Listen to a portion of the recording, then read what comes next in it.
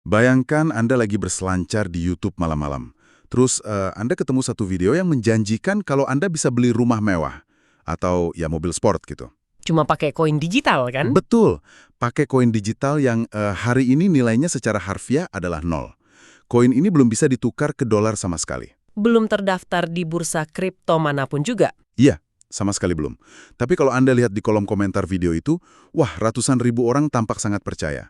Mereka ngumpulin koin ini seolah-olah itu emas batangan. Memang sangat fanatik. Nah, hari ini kita akan melakukan eksplorasi mendalam untuk membedah anatomi dari, ya bisa dibilang ilusi massal ini, atau mungkin sebuah kejeniusan pemasaran. Kita akan menyelami video dari kanal YouTube bernama Crypto Guru. Yang membahas soal peluncuran proyek Sidra Coin dan aplikasinya, Sidra Mall ya? Tepat. Jadi, oke. Mari kita urai ini perlahan, karena ini agak gila. Silakan. Mengupas video seperti ini sebenarnya memberikan kita jendela yang sangat jernih ya untuk melihat bagaimana nilai diciptakan dari ketiadaan. Maksud saya, kita tidak sedang membicarakan kode komputer yang rumit di sini. Bukan soal algoritma blockchain ya kan? Betul. Jika kita hubungkan ini dengan gambaran besarnya, kita sedang melihat sebuah studi kasus tentang manipulasi psikologis, rekayasa ekonomi, dan bagaimana sebuah komunitas membangun kepercayaan sebelum koinnya benar-benar meluncur ke pasar. Wah, itu sudut pandang yang menarik. Nah, pengumuman utama dalam video Crypto Guru ini adalah peluncuran aplikasi bernama Katra Mall atau QSM. YouTuber ini, dia dengan sangat antusias melaporkan kalau tim developer sedang bekerja tanpa lelah. Untuk menghadirkan aplikasi yang mulus, katanya. Iya, dia menjanjikan panduan langkah demi langkah juga. Dia mengklaim pengguna nantinya bisa memakai Sidra Coin untuk membeli lebih dari 1.000 produk fisik secara online. Gadget, ponsel, mobil, rumah, semuanya ada di daftar. Tapi ada satu catatan penting di sini. Nah, garis bawah tebalnya adalah koin Sidra belum memiliki nilai tukar fiat. Anda tidak bisa mengubahnya menjadi USD. Ini murni untuk pertukaran barang di dalam aplikasi itu saja. Dan video tersebut juga membandingkannya dengan strategi Pi Network kan? Benar sekali. Dia mengklaim orang-orang sudah berhasil beli rumah pakai koin Pi jauh sebelum koin itu masuk bursa. Menyebutkan Pi Network di sana itu manuver psikologis yang sangat cerdas. Dia pada dasarnya menambatkan janji proyek yang belum terbukti ini pada proyek lain yang sudah punya basis penganut fanatik. Semacam validasi historis palsu ya? Tepat.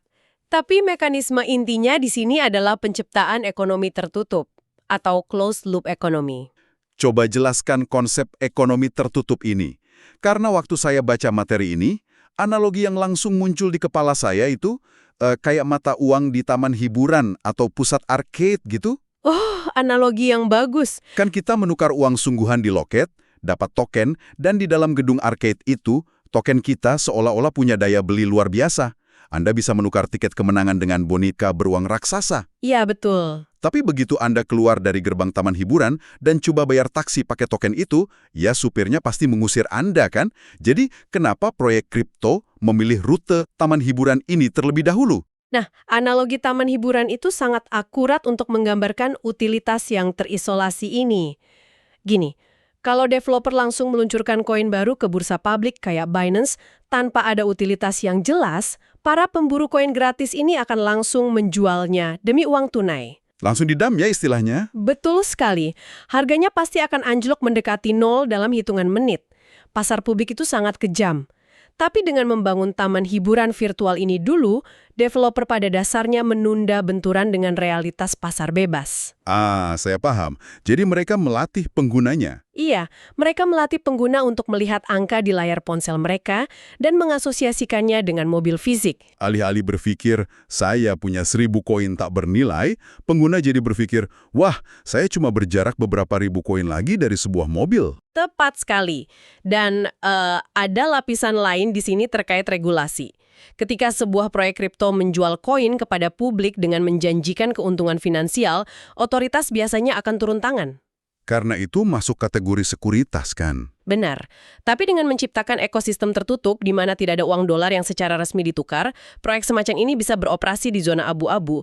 Secara hukum mereka bisa bilang, oh ini cuma poin loyalitas internal. Wah, pantesan mereka bisa dengan bebas melempar janji bombastis tanpa takut konsekuensi hukum. Iya, itu memberi mereka ruang gerak yang sangat luas. Tapi, tunggu dulu. Menciptakan ekosistem tertutup saja kan tidak cukup untuk menahan orang agar tidak menuntut pencairan uang tunai secepatnya. Disinilah bagian yang sangat menarik dari video YouTuber ini. Teori buyback-nya ya. Betul, dia mengeluarkan narasi yang bikin saya benar-benar geleng-geleng kepala. Mari kita bedah teorinya. Bagaimana tepatnya dia membingkai konsep buyback ini ke para pengikutnya?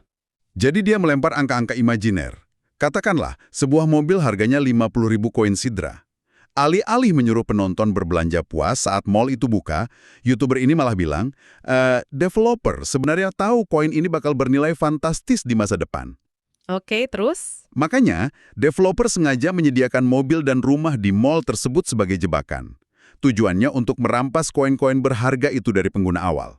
Dia menyebut ini sebagai strategi buyback rahasia dari developer. Wah, luar biasa. Konklusinya? Dia mendesak penonton, kalau mau beli mobil, gunakan maksimal 50% koin Anda. Sisanya, simpan rapat-rapat untuk hari peluncuran bursa. Pack and store, katanya berulang-ulang. Ini adalah distorsi makna yang sangat ekstrim.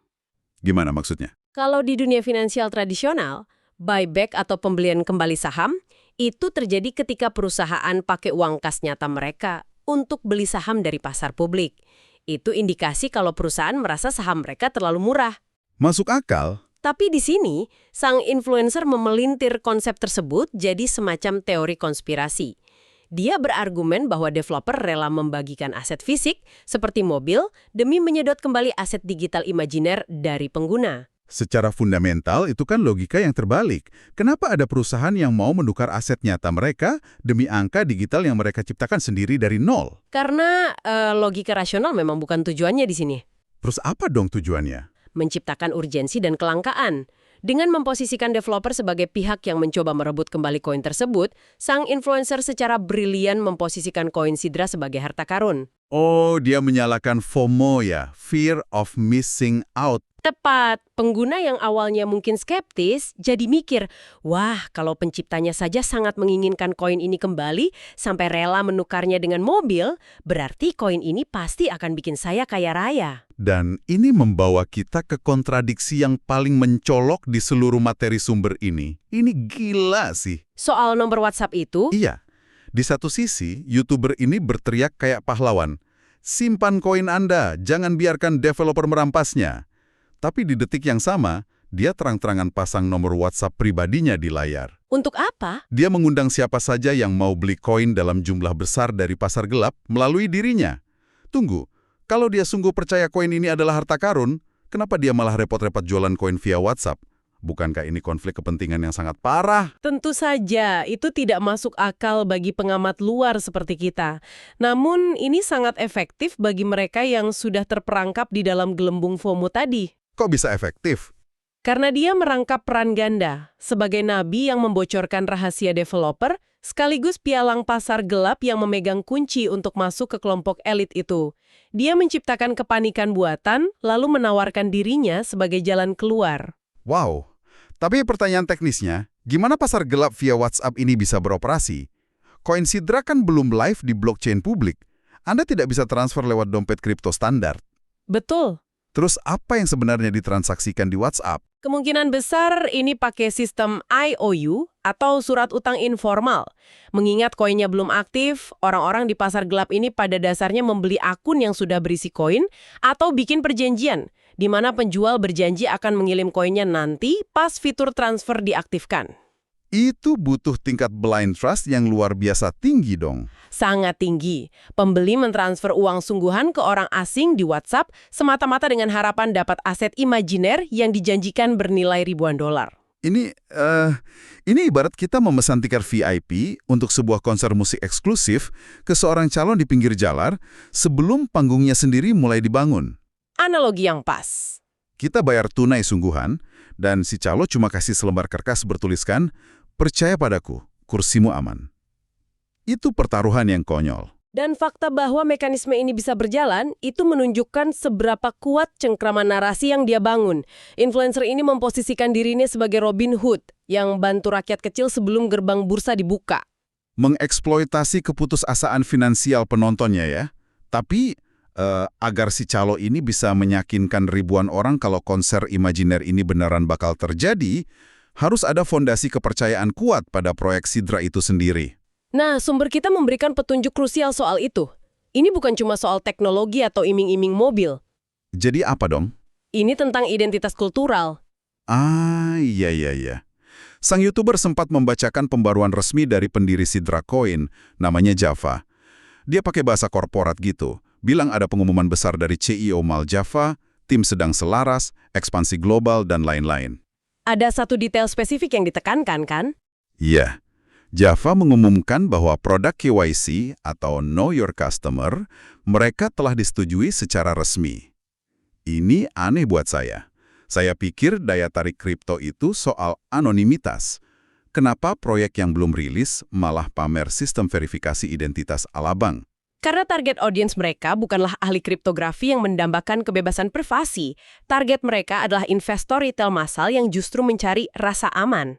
Oh, oke. Istilah KYC di sini digunakan bukan sebagai alat kepatuhan hukum sungguhan karena mereka belum menyentuh sistem keuangan resmi. KYC digunakan sebagai teater keamanan. Teater keamanan.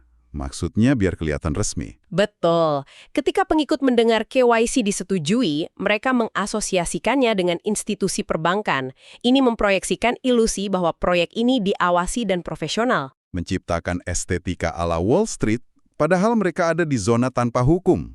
Sangat masuk akal. Tapi faktor paling unik yang diagungkan narator video ini adalah labelnya. Iya, koin Islam pertama. Benar. Proyek ini dipasarkan secara agresif sebagai koin Islam pertama dari Timur Tengah. Java bahkan dikutip bilang dia sangat berhati-hati agar tidak mempermalukan para investor dan pengikutnya. Jadi, apa makna dari semua ini bagi pendengar kita? Hal yang sangat menarik di sini adalah bagaimana mereka menggabungkan inovasi teknologi dengan identitas kultural dan agama. Kita sedang melihat kelahiran nasionalisme digital. Nasionalisme digital.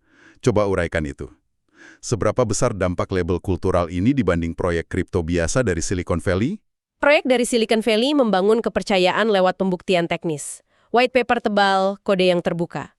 Kalau gagal, investor buang koinnya tanpa rasa bersalah. Tidak ada ikatan emosional. Iya, murni hitung-hitungan untung rugi. Tapi proyek Sidra ini mengambil rute yang sama sekali berbeda. Dengan menyematkan label koin Islam dari Timur Tengah, developer menggeser metrik kesuksesannya. Pengikut tidak lagi melihat koin ini cuma sebagai spekulasi. Mereka melihatnya sebagai kebanggaan regional ya? Betul, representasi keyakinan mereka di panggung global. Mereka merasa sedang mencetak mata uang berdaulat untuk komunitas mereka sendiri. Wah, saya mulai melihat bahayanya di sini. Jika Anda meragukan proyek ini, Anda seolah-olah mengkritik identitas komunitas tersebut secara keseluruhan, kan? Tepat. Itu perisai pertahanan yang nyaris tak tertembus. Pernyataan Java bahwa dia tidak ingin mempermalukan komunitasnya itu memicu empati yang luar biasa. Ini dikemas sebagai beban moral seorang pemimpin terhadap kaumnya. Jadi ini menjelaskan kenapa pengikutnya di komentar sangat memaafkan penundaan peluncuran yang berulang kali terjadi. Ya, menahan koin bukan lagi strategi finansial, tapi tindakan kesetiaan terhadap komunitas. Menjual koin lebih awal bisa dianggap sebagai pengkhianatan. Gila. Di era ICO tahun 2017, kita sering lihat proyek jual mimpi kosong, tapi jarang banget yang berhasil mengunci pengikutnya secara emosional dengan menggabungkan mall virtual dan beban kultural sedalam ini. Anatomi hype ini beroperasi di 3 tingkatan. Di tingkat utilitas, ada katra mall. Di tingkat emosional sehari-hari, ada teori buyback dan FOMO dari si influencer pasar gelap. Dan di tingkat komunal, mereka mengunci kesetiaan jangka panjang dengan identitas kultural tadi. Ketiga pilar ini saling menyokong ya. Menciptakan sistem kepercayaan massal sebelum ada satu baris kode pun yang benar-benar teruji di dunia nyata. Luar biasa. Oke, mari kita melangkah mundur dan merangkum temuan eksplorasi kita untuk Anda para pendengar. Kita baru saja menelusuri bagaimana hype ini diciptakan. Dari janji mall virtual tempat Anda bisa beli mobil pakai koin, Lalu teori konspirasi buyback, lalu influencer oportunis yang buka pasar gelap via WhatsApp, sampai rekayasa pemasaran menggunakan identitas Timur Tengah. betul. Dan pertanyaan besarnya adalah, mengapa Anda harus peduli dengan ini semua? Ya, terlepas dari apakah Anda berinvestasi di kripto atau tidak, kenapa ini penting? Karena fenomena ini pada dasarnya adalah contoh ekstrim, tentang bagaimana informasi, spekulasi, dan keyakinan komunitas bisa menciptakan persepsi nilai dari nol. Sepenuhnya, dari kesepakatan kolektif yang direkayasa lewat internet, tanpa pembuktian dunia nyata. Ini realitas masa depan soal bagaimana kepercayaan didistribusikan. Benar sekali. Nah, untuk menutup sesi kita kali ini, kami ingin meninggalkan Anda dengan satu pemikiran provokatif untuk direnungkan. Mari kita kembali ke analogi taman hiburan kita tadi. Taman hiburan yang terisolasi. Ya, seluruh daya tarik dan nilai miliaran dolar imajiner dari koin ini terbentuk eksklusif karena mereka berada di dalam gelembung tertutup. Jadi, apa yang akan terjadi nanti saat koin ini akhirnya diluncurkan secara publik di bursa global? Saat mereka berbenturan dengan pasar bebas yang dingin dan digerakkan murni oleh penawaran dan permintaan? Tepat. Apakah meluncurkannya ke publik akan melegitimasi koin ini sebagai mata uang nyata? Ataukah pasar global justru akan menghancurkan ilusi eksklusivitas yang selama ini membuatnya berharga? Apakah mereka sedang menciptakan emas baru, atau hanya membangun istana pasir yang menunggu ombak pertama menyapu bersih semuanya? Sesuatu untuk Anda pikirkan.